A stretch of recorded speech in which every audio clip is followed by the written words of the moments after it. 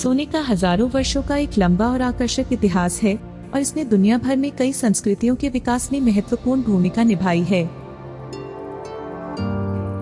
सोना पहली बार 4000 ईसा पूर्व के क्षेत्र में एक प्राकृतिक रूप से पाए जाने वाले तत्व के रूप में खोजा गया था, जो अब आधुनिक तुर्की है। ऐसा माना जाता है कि पहले सोने के आभूषण प्राचीन सुमेर या आधुनिक इराक में 2500 ईसा पूर्व के आसपास बनाए गए थे।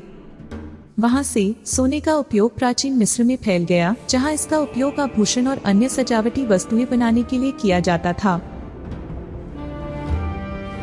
प्राचीन यूनानियों और रोमनों ने भी सोने को महत्व दिया और इसने उनकी अर्थव्यवस्थाओं और संस्कृतियों में महत्वपूर्ण भूमिका निभाई। पूरे इतिहास में सोना अपनी सुंदरता, दुर्लभता और स्थायित्व के लिए बेशकीमती रहा है। इसे मुद्रा के रूप में और मूल्य के भंडार के रूप में भी इस्तेमाल किया गया है। आज दुनिया भर के देशों में सोने का खनन किया जाता है। हाल के दिनों में सोने का उपयोग विभिन्न प्रकार के औद्योगिक और तकनीकी अनुप्रयोगों में भी किया गया है और इसका उपयोग गहनों, सिक्कों और इलेक्ट्रॉनिक उपकरणों सहित उत्पादों की एक विस्तृत श्रृंखला में किया जाता है। पिछली शताब्दी में सोने की कीमत में काफी उतार चढ़ाव आया है। 1900 में सोने की कीमत आज की मुद्रा स्थिति के अनुसार लगभग 59 रुपए प्रति ग्राम थी, लेकिन तब से यह कई बार बढ़ी और गिरी है। 20वीं सदी की शुरुआत में सोने की कीमत 60 रुपए से 120 रुपए प्रति ग्राम के बीच घटती बढ़ती थी। 1934 में अमेरिकी सरकार ने गोल्ड रिजर्व एक्ट के माध्यम से सोने की कीमत बढ़ाकर 98 रुपए प्रति ग्राम कर दी, जिससे सोने की कीमत को स्थिर करने में मदद मिली। द्वितीय विश्व युद्ध के बाद के वर्षों में सोने की कीमत अपेक्षाकृत स्थिर रही। हालांकि 1970 के दशक में आर्थिक और राजनीतिक कारकों के परिणाम स्वरूप सोने की कीमत नाटकीय रूप से बढ़ने लगी। 1980 तक सोने की कीमत आज की मुद्रा स्थिति के अनुसार 2335 रुपए प्रति ग्राम से अधिक के सर्वकालिक उच्च स्तर पर पहुंच गई थी। तब से सोने की कीमत में उतार चढ़ाव आया है, सापेक्ष स्थिरता की अवधि और महत्वपूर्ण अस्थिरता की अवधि के साथ। हाल के वर्षों में सोने की कीमत आमतौर पर ऊपर की ओर रही है, जो 2022 में 5108 रुपए प्रति ग्राम तक पहुंच गई है। चीन दुनिया का सबसे बड़ा सोना उत्पादक है, जो प्रति वर्ष लगभग 400 टन सोने का उत्पादन करता है। भारत दुनिया का सबसे बड़ा सोने का उपभोक्ता है, जिसकी वार्षिक सोने की खपत लगभग 700 से 800 टन प्रति वर्ष है।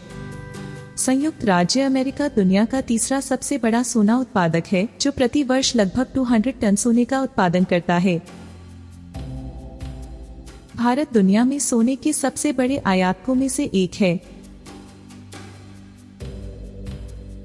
वर्ल्ड गोल्ड काउंसिल के आंकड़ों के अनुसार संयुक्त अरब अमीरात भारत को सोने का एक प्रमुख आपूर्तिकर्ता है, जिसमें अधिकांश सोना दुबई से आता है।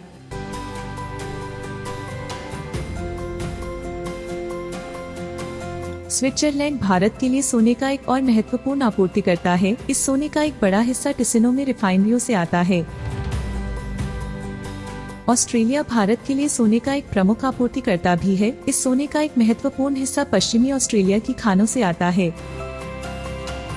अंत में तुर्की भारत के लिए सोने का एक प्रमुख आपूर्तिकर्ता है। इस सोने का एक बड़ा हिस्सा इस्तांबुल में रिफाइनरियों से आता है।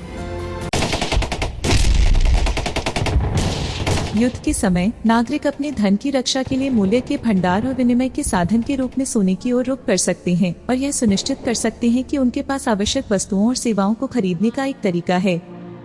ऐसी स्थितियों में जहां स्थानीय मुद्रा अत्यधिक मुद्रास्फीति का अनुभव कर रही है, अन्यथा अस्थिर है, सोना विनिमय के अधिक विश्वसनीय और स्थिर साधन के रूप में काम कर सकता है।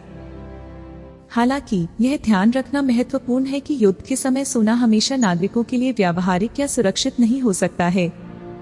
कुछ मामलों में सैन्य या सरकारी अधिकारियों द्वारा सोने को जब्त किया जा सकता है या सुरक्षा चिंताओं के कारण परिवहन या व्यापार करना मुश्किल हो सकता है।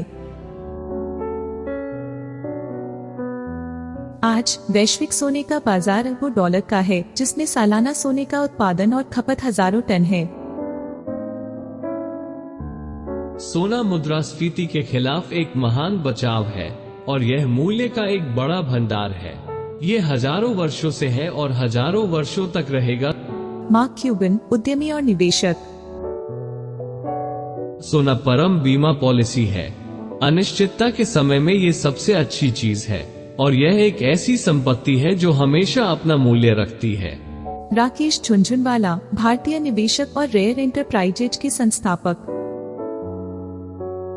इन दिनों पैसा लगाने के लिए सोना एक अच्छी जगह है क्योंकि सरकारों द्वारा संचालित नीतियों के बाहर मुद्रा के रूप में इसका मूल्य है।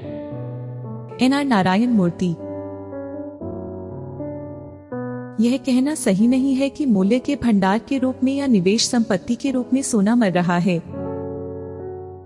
हजारों वर्षों से सोने का मूल्य निर्धारण और विनिमय के माध्यम और धन के भंडार के रूप में उपयोग किया जाता रहा है और यह आज भी वैश्विक अर्थव्यवस्था में महत्वपूर्ण भूमिका निभा रहा है।